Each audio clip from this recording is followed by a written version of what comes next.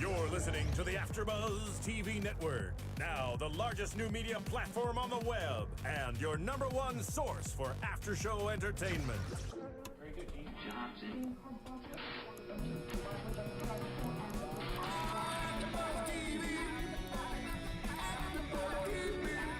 From the AFTERBUZZ Studios in Los Angeles, California, presented by Maria Menounos and streaming live thanks to Akamai Technologies. This is AFTERBUZZ TV Supernatural After Show.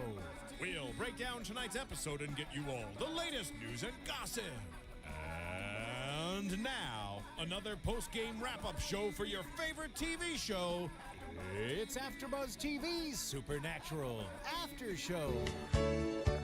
Welcome everybody. How you doing tonight? Hey there, everyone.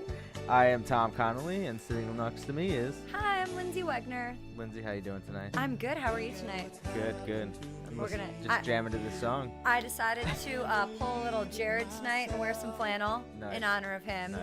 After I read a bunch of his tweets today, I was which about we'll to. talk about later. I was like, ooh, I'm gonna be a little bit Jared tonight. I had the shirt in the car, but I just went with the jacket instead. So I went with the Dean jacket. So I do know You this know? song.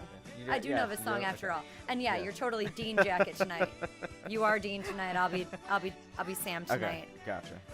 I do know this song after Yes. after all now hearing it. Yeah, we got a lovely rendition of this Not song that Cass from was Cass. bad yeah. at it, No, but- he wasn't. He was pretty good actually. I was surprised. I thought it was gonna be kind of. I didn't know if he could sing or not. Yeah, so we were doing Supernatural season 9, episode 6, episode titled "Heaven Can't Wait." A lot happening in this episode. More story, more overall like storyline of this season. A little bit more somber in mood though. Yeah, not than as funny as last week's episode. Yeah. Little Yes. moments here and there, but nothing. Last week I felt was more just Was a comedy. comedy episode. versus drama, and this was definitely more drama this week. Yeah. More serious issues that they're all kind of facing and going through. Everyone in the episode facing, Yeah. serious A lot of dilemmas circumstances. of A lot of dilemmas. Yeah. A lot of decision making to happen. Yes, yeah. I think a lot of stuff that happened today is going to affect, coming later on in the season. The rest. Yeah. So, this whole episode took place in Rexford, Idaho, where there's been, mysterious deaths happening, and people just basically exploding, their whole body, inside, intestines, all over the Everything. place. Yeah. Just, So blood, hair, Mm. fibers of their clothing, just Yeah. everything exploding. and it turned into like it looked like blood, but it was almost like a pink. Fuchsia, color, pinkish yeah. color, Yeah. like spray paint. Yeah, it looked like someone just spray painted that guy's wall. So, and we see a mysterious figure, which he has a cross earring in his ear. So, I figure You figure he's definitely either from an heaven angel. or hell or Yeah, somebody. Yeah. He's definitely seemed like he was an angel, but he's killing people, which we don't understand why this is going on at first. And we get an update on Cass. For it's Cass Dean centric Castiel This one? centric, and then more Crowley, Kevin, and Sam centric, and then the storyline of kind of everything that's been going on and why it's all connected together and why Yeah. they've separated and stuff. I didn't necessarily know if I was gonna like Sam and Dean taking time apart and kind of Dean going off to figure out what's happening with these mysterious people Deaths, exploding. Yeah. But it made sense because it worked out that each of them had their own little storyline and accomplished, and we found out a lot Yeah, in this episode. Yeah, I liked that they were kind of separated. We've seen a lot of them together in every episode this season. Bonding. It was nice to see, Dean have his own thing, Sam do his own thing. They don't need to always be together, I mean, Dean would love that because obviously he's not gonna let Sam die, but I mean, he's like, okay, I'll take this one this week. So, and Sam was kind of like, no, I want to come help. Why can't I go help? And Dean was like, nope, sorry. You're staying here. I'm thinking that's partly because of the whole cast thing and not Yeah. really wanting to know why he kind of cast him away from the bunker and out. So I think this was easier for him to separate himself so that he wouldn't have to explain himself. And I also Sam. feel that if Dean tried to take Sam with him, Zeke would be like, no, I'm not going, and take over That's Sam. right. So I Zeke don't, was the one who told it Yeah. that Cass has to leave, otherwise he's gonna leave. Good point. yeah. So I don't think Zeke would have let Dean take Sam's body with him. Yeah. So we meet up with Cass, who is now named Steve. He works at a convenience store. And he's an awesome worker. Yeah. Man, he gets it done. He's got everything prepped and ready to go, food made, everything stocked before the boss even gets there. Yeah. And the boss is a pretty lady named Nora. She's a cute girl that has a baby at home and has been finding it difficult to date. And she thinks that Cass is really special because he really helps out and does more than any other employee she's ever had. And he's doing a really, really good job. And she's appreciative of it. Yeah, and Cass is just basically living his normal human life. Just, going to work, which I don't. She ended up saying that she found like a sleeping bag. I don't get if he has. I don't think he has a place to live. No, I don't think. I think he's living in the convenience. He's totally living in the convenience store. Yeah. I mean, that's why his toothbrush was there. He's brushing his teeth. He's basically just living at a convenience store, which is why everything's done because he's there 24 hours a day. Yeah. He was working overtime, but not getting paid for it. But you can tell right away that he likes what he's doing, but maybe there's a little crush on her. Yeah. I mean, because you think that maybe she has a little crush on him. Yeah, it becomes evident that she kind of, makes enjoys his company. Yeah, she makes it, hints that she likes him kind of, and I mean, I think as Cass said, like he likes working there because he can control everything. He can control what goes on there, and when he was dignified an angel, in what he's doing. Yeah, when he was an angel, he and had control of heaven. All hell broke loose there basically, so he couldn't control what was going on in this store. It's just a little store. He can control what goes in, what goes out, everything that happens there. So we get back. So Cass is working at this convenience store. He calls up Dean, says he has a case. Dean should come check it out. Dean goes and meets up with Cass, and Dean's kind of like, why are you here? He's kind of blasé about the whole thing. Yeah. He's like, is this really a case even after all? Is there really anything worth investigating? Yeah. And there clearly is as soon as he sees the crime scene and sees what's going on. And he's trying to figure out if this has something to do with an angel or if they've seen it before. Yeah. And he goes and he meets up with Cass and sees that he's doing this. And he kind of doesn't make fun of it, but just kind of doesn't really understand why Cass is so invested. In it. Yeah, and then they kind of see Nora, and Dean thinks it's for, he's invested because of the girl. But I don't think Cass is, I think Cass is slightly invested in it, but not. Not because, I don't think it's because of her at all. No. I think it's just, like I said, I think it's because he can control things there. He can put his heart into it. Yeah, and he's just living a normal life, which he's never, ever done before. He just seems so somber through the whole episode. Like, it really made me sad because I feel like he feels just completely alone and thought that this girl maybe even liked him, and that just kind of didn't we'll pan get to out, that. But So she did ask him out. She did ask him out. So Cass said yes, and but Cass is like Cass, guys watching at home this show, just do what Cass does. He gets all these girls coming after him. He doesn't say much. He's a really nice guy. He goes out of his way to do things for these girls, and they're like, oh yeah, you want to go out? He doesn't, and he goes, okay, yeah, sure, whatever. He gets a little advice from Dean later on, but we'll cover that later. So he agrees to go with him, and then Dean asks him, agrees to go on the date. Then Dean asks him if he'll come with him to look at this, body that is now another person who's been murdered. We see a teen girl coming out from school. Her boyfriend's broken up with her. She's devastated, as we all teenage girls when we get broken up with, and I'm sure teenage boys at the time. It feels like it's the end of the world, and you never find love again. And yes, and she says, I could just die. I could just die. And then guy with the earring up, pops up again. Yeah. Puts his hand over her head. It almost looked like he was cooking them. Like they got their head started to glow. Started to glow, and then their whole body just eventually explodes. Yeah. So then Sam and Cass come to investigate this crime scene. You can tell Cass is really disturbed by what's going on here. He knows he's seen this before. He ends up letting Dean know that this is an angel, that it's basically an angel that can heal people.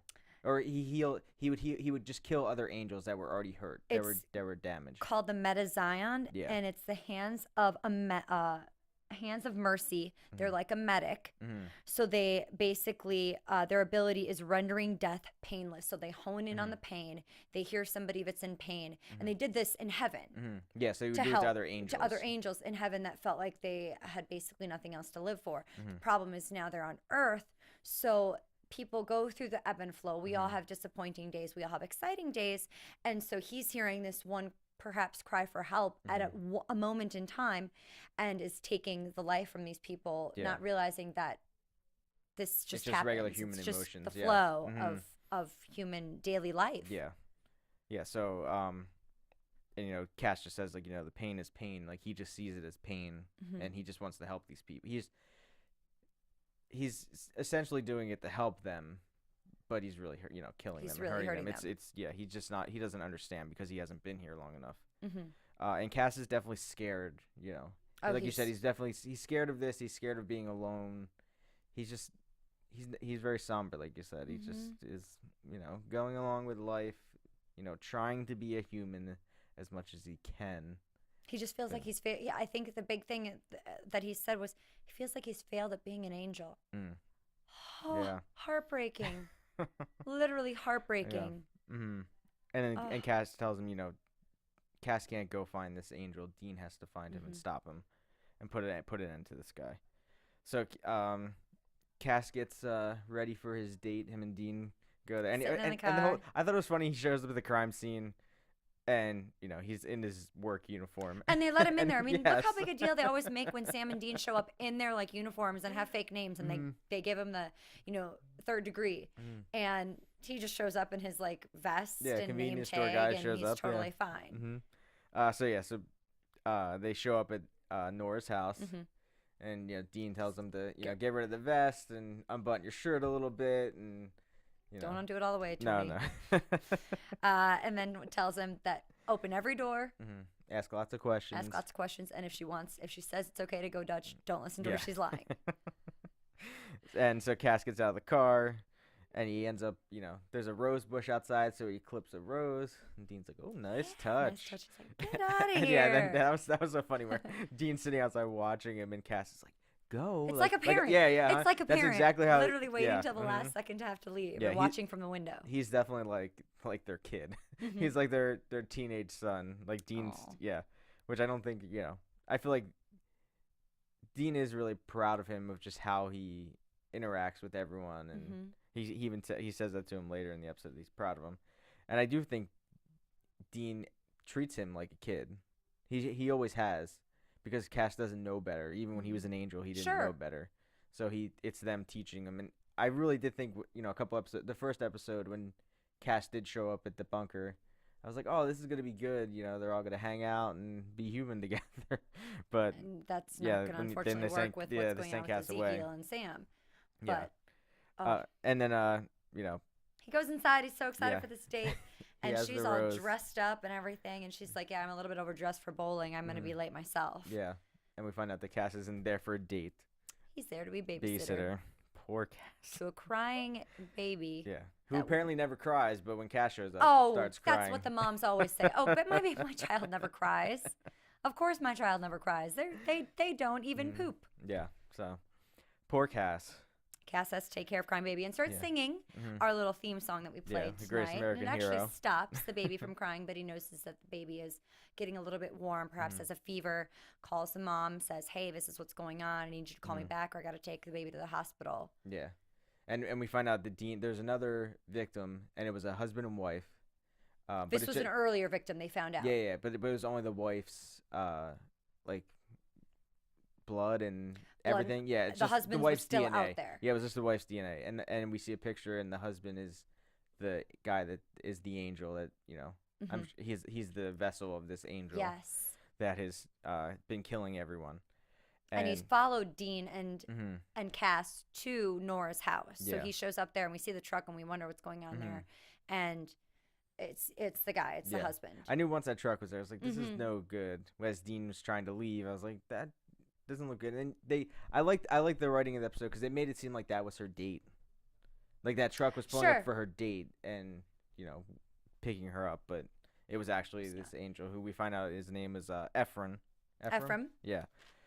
and we think he's there for Cass thinks he's there for the baby, but he's really there for Cass because he can hear his cries. Yeah. And he said it's his first time on Earth, and he won't stop till he washes the planet clean of suffering. Yeah, which is not good.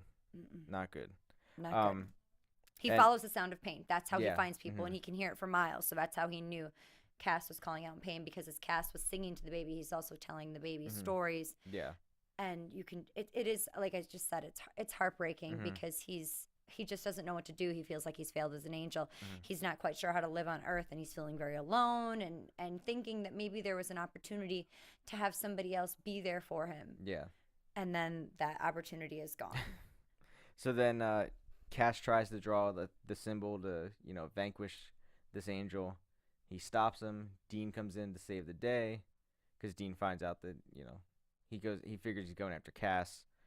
I don't get how he really figured out that he knew he was going after Cass, but I think he just kind of put two and two together. He knew the truck. He saw the truck. The truck was parked in front of the house. Yeah, the truck was in the picture. So he knew that the truck was, the truck was in the picture, which is how he realized who it was. Shows up at the house, and... Yeah, and he basically, Ephraim tells Cass, by choosing to be human, you chose death. Suffer. Yeah. Death. And Dean slides Cass's angel sword. Cass kills Ephraim. So, yay for Cass. Yay. But he didn't look too happy that he wasn't like... He wasn't was just like, excited okay, about fine. it. It was like, I mean, think about it in the beginning. He didn't really want to even be killing the woman that kind of seduced him. He didn't really want to kill her either. Yeah. So... It's a different feeling for him because he hasn't found his place. He hasn't found his life goal yet. It hasn't been completed, I don't think. And he's definitely dealing with, now he's dealing with the human emotion of actually killing. He's killing for good. What he thinks. It's not like he's just going around murdering people. No. But you still have to deal with that. That's still what Sam and Dean Heavy deal heart. with. You're going after these monsters, but you're still killing something. Yeah. So it's still gotta weigh like heavily on on your mind.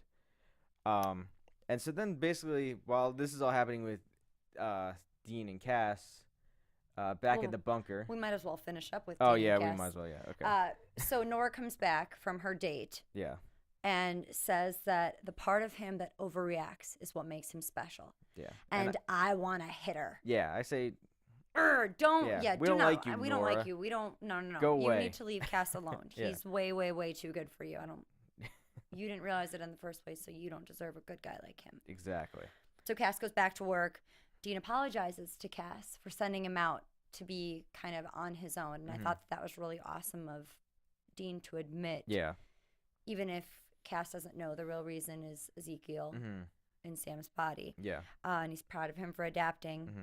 And and Cass says, should he go back to help the angels Yeah, he's because of proud. all these ones that have fallen? And Dean just kind of says, no, we'll take care of it because we'll say what that happens after because we're getting the other storyline of the night. Sure. And so then Cass just goes back to his job and Dean heads back to the bunker to meet up with Sam and Kevin. So then, as this is all taking place, We've got Sam, Crowley, and Kevin in the bunker. They've got a tablet. Yeah, the heaven or angel tablet that Kevin has deciphered into what they call doodles. Sure. It's like a dead language that nobody really nobody really knows how to read it. So Dean suggests to Sam that they ask Crowley if he can read it because he's been around forever. So they head down to the bunker to talk to Crowley, and I thought it was a good exchange between Sam and Crowley, where Sam was just like, well, you're not as scary as Abaddon. You haven't been. She's been more scarier than you've been in years, and that pissed Crowley off. Crowley was like, I don't think so. Like you know who you're talking to? I'm the king of hell. Well, and he's been taken down Yeah. a notch or two, and he's also tied up or handcuffed, so he's probably not as scary. But they're trying to reverse the spell and get the angels back to heaven. So, we get. It's called Alamite. I think that's what they called it. I think that's what they called the language, Alamite. And Sam asks Crowley to help, and threatens to give Crowley to Abaddon. Yeah. And he's like, no. And then Crowley's like, he wants a phone call. but we don't know who he's gonna call at first. And you're like, phone call. How do you even make this phone call? What phone call? Yeah. Who, mhm. who you gonna call? At first I was like, how's he gonna make a phone call? And I thought so. Crowley was like, after Sam kind of like coaxed him into, reading it, Crowley like bundles it up, throws it in Sam's face, and then Sam leaves the room, and he left the thing on the floor, which I thought was weird at first. But I did too. We didn't really, nothing really It didn't came matter. of it. But at first I was like, why is he leaving that behind? Like, Because if that has some secret yeah, information that he's got now alone, Crowley's got it alone. yeah, he can who he can do knows what he something can do with to, it. yeah, something to help it. But Crowley says he'll help if he makes a phone call, and he wants to call Abaddon. Why? And he we don't needs know. a vein. He needs a Yes. good strong vein, and he has to call Abaddon, but he doesn't want Yeah. to use Sam's blood because No. he's already had that before. Mhm. So he wanted wants something Kevin. different. So we want Kevin, and Kevin says no, not for anyone who's killed my mother, Mm-hmm. which goes back to that storyline, which makes me angry because we don't know where she is. She could still be out there. Yeah, I think she's still alive. I don't think she's dead. I think I think we'll eventually. I think because Crowley didn't say anything about killing her when he could have had a cheap shot. Mhm. I think you're right. I think she is still out there. Yeah. Now I've got a question because we can't figure it out right now why Crowley calls Sam Moose. So if any of you Yeah, I guys, think he's always been kind of calling them that. I don't know if it's because like if there's he's a like, reason behind that, Yeah. let us know. We want to know. I don't know. Tom, we don't Yeah. know. So if any of you out there know why Crowley calls Sam Moose, let us know. And also feel free to check out our podcasts on iTunes. Yes. Give us 5 stars and let us know how you think we're doing. Yeah. Rate us, comment, Do all the good stuff Yeah. out there for us. subscribe to all the other shows here at AfterBuzz. Yes. Sweet. All right, so back So back to to Sam Sam and and Crowley Crowley. and the vein and Kevin shoots. So Kevin takes some of his blood out, so Crowley can make a phone call to Abaddon. Crowley, they put it in the blood. Crowley does his little seance, his little saying, and as Crowley gets on the line and gets Crowley. This is Crowley, and you don't hear what they're saying, but you just see his reaction of being like, "Yeah, it's me, Crowley." Yeah, it's really me. Like, and they're like, well, I don't, I wish we could have heard the other The side of it, but I operator? thought it was funny, hearing. So then he's like, oh, well, I got put on hold. So The guys really don't know what he's doing. He No, has yeah, given them a little bit of information saying that the details of the book are ingredients for a spell that include the grace of an angel and Cupid's bow. So we do know that already. He does give them a little bit before he tells them everything that's going on, but he wants to make this phone call. yeah, so he's on hold for a while as they sit there waiting, and as they're about to, hang up. I guess hanging up is taking the bowl of blood away from him. We hear back from and we find out, he's got got hold. Abaddon. Of Abaddon. Yeah. And we find out that she's doubled the number of souls she has Her now. projections. Yeah. And she's taking them before their time. And Yeah. Crowley had a specific agreement. Yeah, so all the like crossroad deals that he's made with people. She's now going and killing all these people before. Like he would give, most of the time I think they get 10 years. So, they make a deal with they say, after 10 years we're coming and taking your soul. So she's going and basically taking all of his Breaking deals he had these. and just killing all these people, taking their souls. And Crowley's really pissed about this because, he's the one that made these deals with these people, and now she's going around breaking all of them. I mean, and I think part of it is, she's breaking them, and now she's getting them on her side, not his side now, because they're gonna be. Who are they If going to they're- be more mad at? Are they going to be mad at Crowley or are they going to be mad at her? They're gonna be mad at him, I think, because because they don't know why this stuff is happening. So say you made a deal with someone, and then say 10 years, whatever, they're gonna come take your soul, and then in 5 years they come and they're like, no, we're taking you now. You'd be like, whoa, I have 5 more years. What's going on now? I suppose if I thought a specific person was coming for me and then somebody else came, well, then I'd be pissed at the other person. But if you're right, if somebody, there's obviously, he's not going to go out and do the dirty work. He's going to send somebody out. So you're probably right. They're going to be mad Well, no, at Crowley. normally whoever he makes a deal with, Crowley would be coming to collect. Oh, he those. would be coming to collect. Yeah, so now I feel like maybe we'll see that, more Where that when we see more happens. Abaddon of her coming to take these souls of other people. But she keeps telling him that he has no authority, he has nothing, he's no longer king. And Yeah, you see him kind of get upset. But he was then, pissed. But then kind of calm down and say, you're going to burn. Yeah. He'll He's like, burn. I'll get back at you some way. So he just, Ends the call yeah, he ends the call with her. and He- says, and I love this. He says he's going to keep his agreement. Yeah, which he does. I mean, he's Really upstanding. yeah. He's so good. That King of Hell is so, so good on his deals that he keeps. And then we find out that, he reads the spell. He reads it, or translates it. And we find out that the spell that Metatron has done with casting the angels out of heaven is irreversible.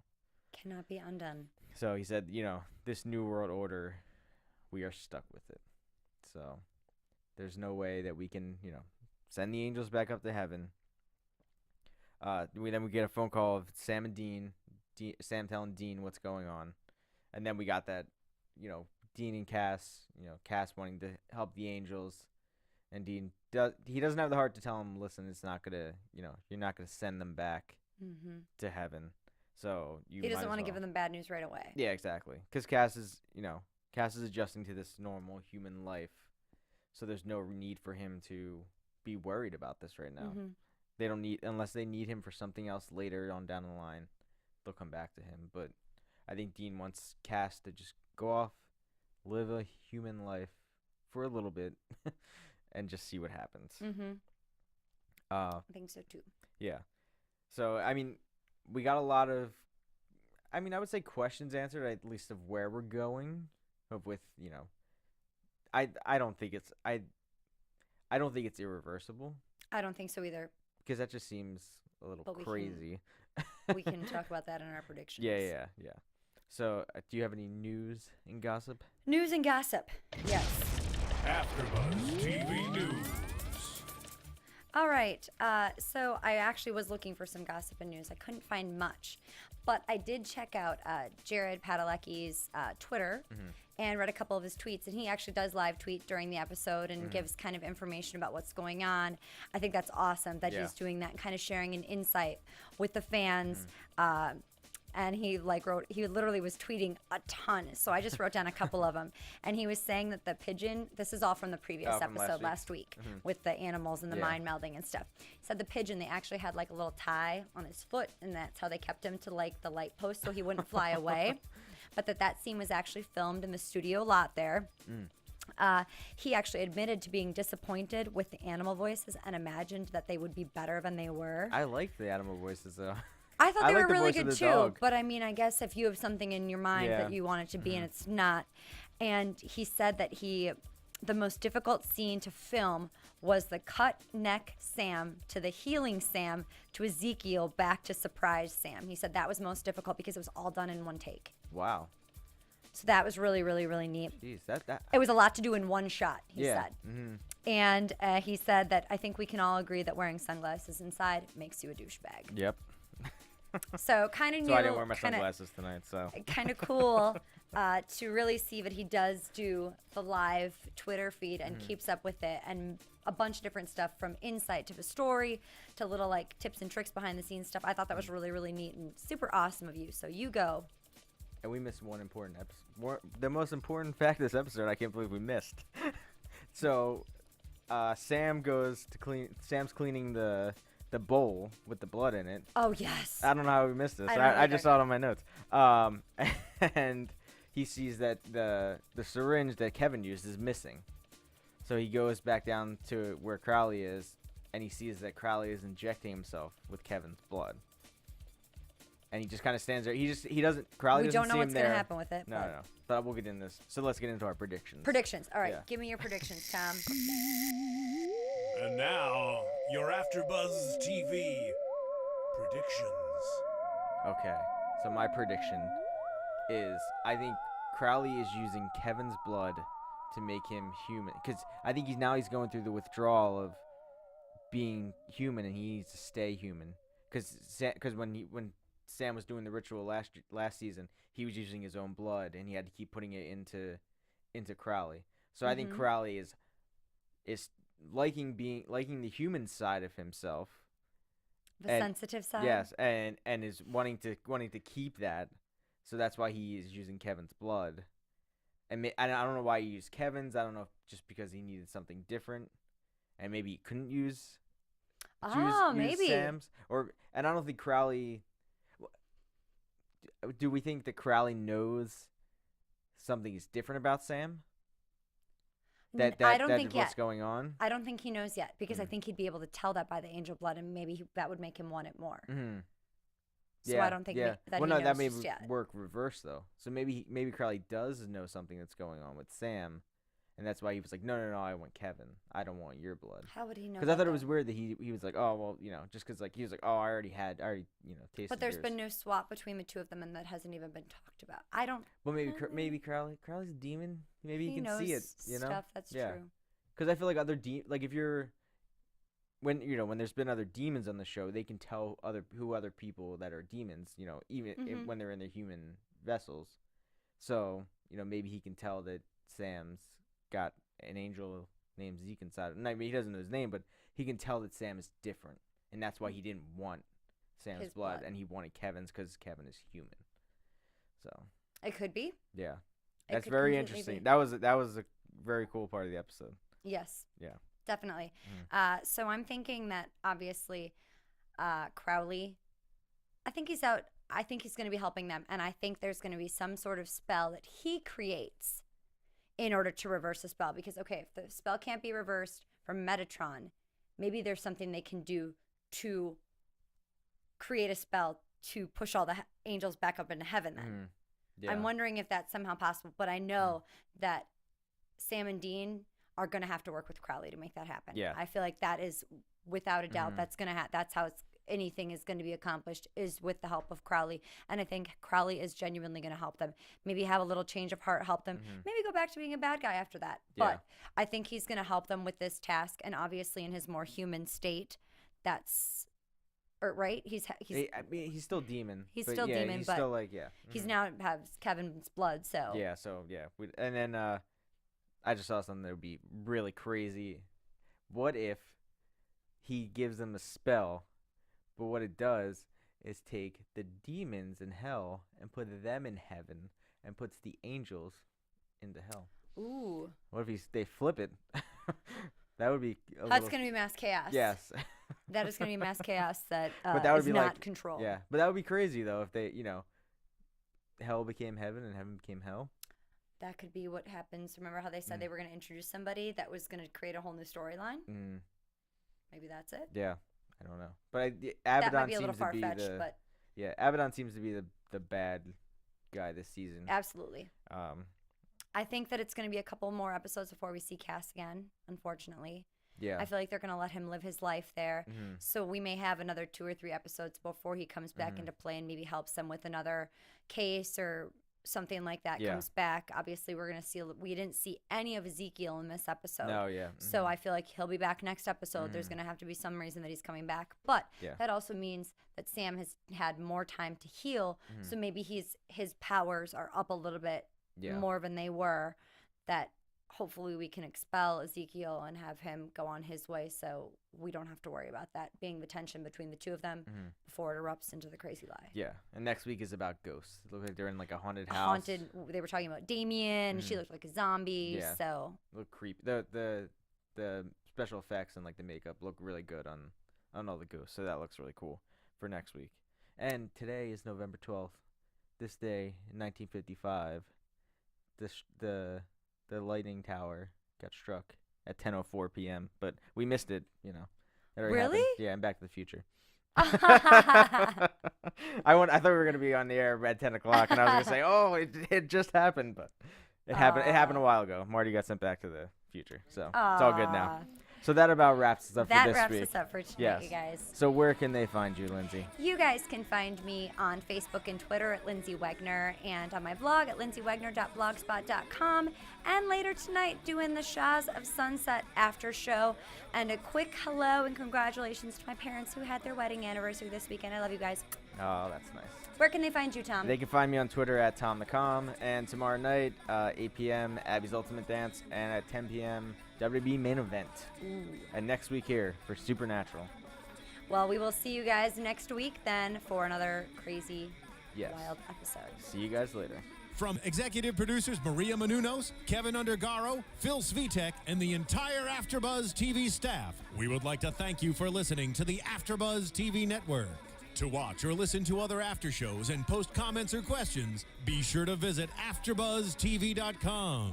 I'm Sir Richard Wentworth, and this has been a presentation of AfterBuzz TV. Buzz you later.